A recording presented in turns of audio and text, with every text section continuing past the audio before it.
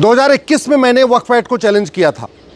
उस समय supreme court ने हमसे पूछा था कि आपकी कितनी ज़मीन पे वक्फ बोर्ड ने कब्जा कर लिया है। मैंने सुप्रीम कोर्ट को कहा था कि ये कोई पर्सनल इंटरेस्ट लिटिगेशन नहीं है, ये पब्लिक इंटरेस्ट लिटिगेशन है।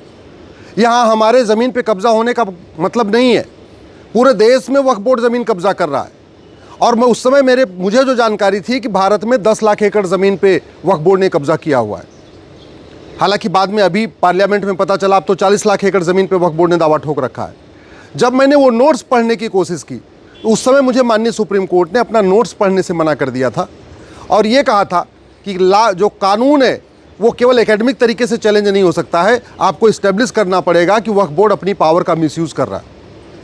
जब हमने नोट्स दिखाना चाहा, हमने बताना चाहा कि हाँ मंदिरों पे कब्ज़ा हो रहा है, गाँवों पे कब्ज़ा हो रहा है, सड़क के किनारे कब्ज़ा हो रहा है, तो नोट्स भी नहीं पढ़ने दिया और मजबूरी में मुझे अपनी PIL वापस लेना पड़ा।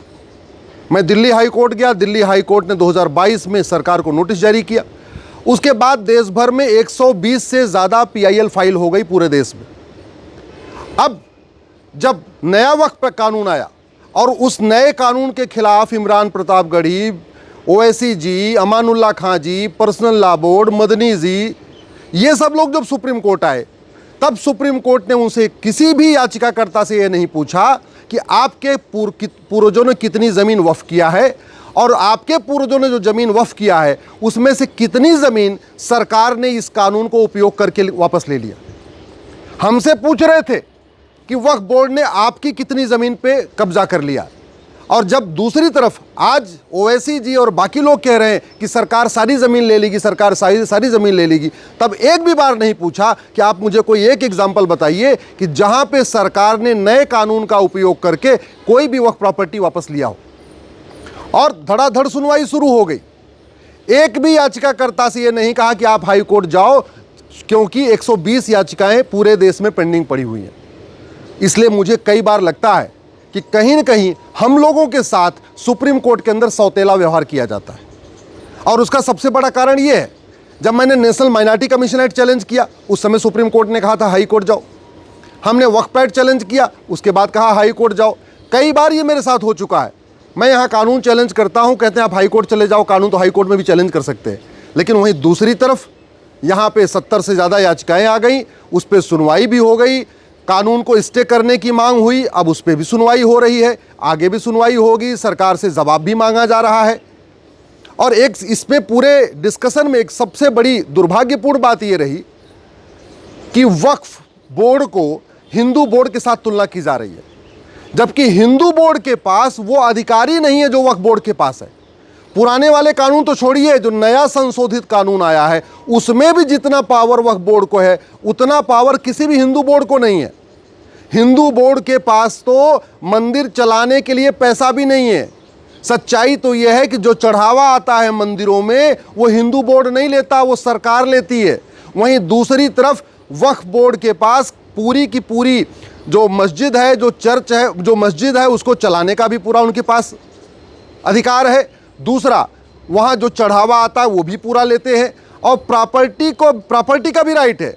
किसी भी हिंदू बोर्ड के पास कोई प्रॉपर्टी राइट नहीं है। लेकिन माननीय सुप्रीम कोर्ट के जज दोनों की तुलना एक साथ करते आ रहे हैं।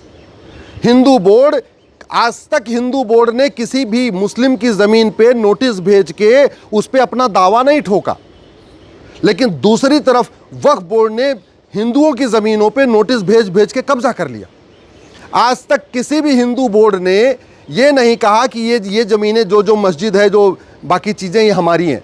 वहीं दूसरी तरफ तमिलनाडु के 1500-2000 साल पुराने मंदिरों को वक्फ बोर्ड ने दावा ठोक दिया। तो दोनों की तुलना करना ही अपने आप में गलत है, लेकिन तुलना हो रही है। सीधे सीधे हिंदू बोर्ड से पूछ रहे हैं कि अच्छा आप इसमें मुस्लिम को रख सकते हैं क्या। वक्फ बोर्ड के बारे में अगर 2 आदमी बाहर से आ रहे हैं तो कम से कम ये भी तो देखना चाहिए कि हिंदू बोर्ड और वक्फ बोर्ड में कितना अंतर है। यहाँ तुलना आम और बबूल की हो रही है, यहाँ तुलना आम और इमली की हो रही है। दोनों में बिल्कुल डिफरेंस है। और जो सबसे बड़ी दुख की बात यह है कि ये जो कहा जा रहा है कि जो 150 साल 200 साल पुरानी जो मस्जिद बनी है उसका कागज़ कहाँ से आएगा। अरे हज़ारों साल पहले भगवान श्री राम भगवान श्री राम का जहाँ जन्म हुआ उसका कागज़ अगर मांगा जा सकता है तो 150-200 साल पुराने मस्जिद का कागज नहीं मांगा जा सकता है क्या?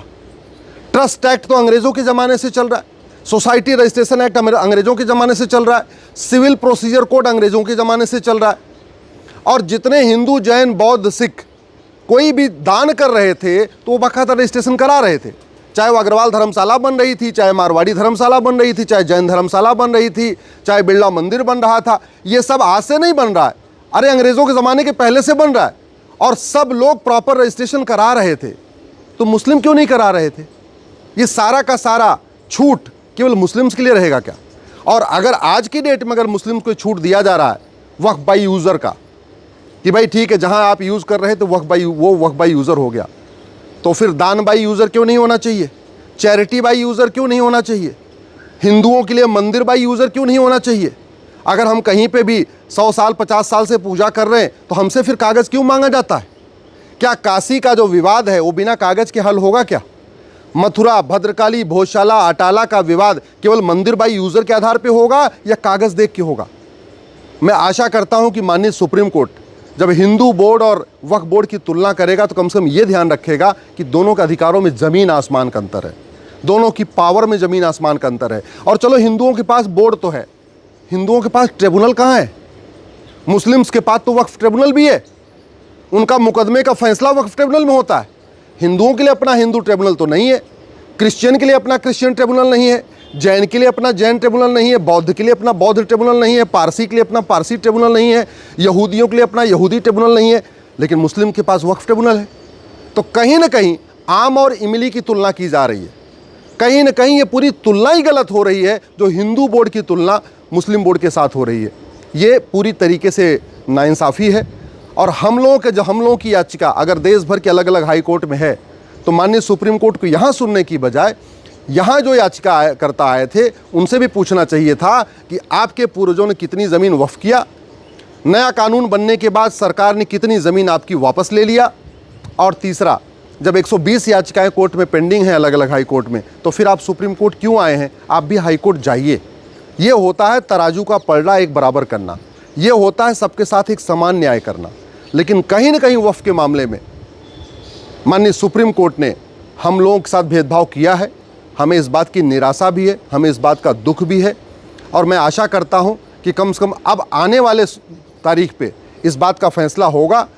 या तो हम लोगों की जो 120 याचिकाएं हैं वो भी सुप्रीम कोर्ट आए और पहले हम लोगों की सुनवाई हमें सुना जाए, क्योंकि हम 2021-22 से लड़ रहे हैं, या तो जो हमारी सुप्रीम कोर्ट में याचिका थी उसी को रिवाइव कर दिया जाए, पहले हम लोगों को सुन लिया जाए।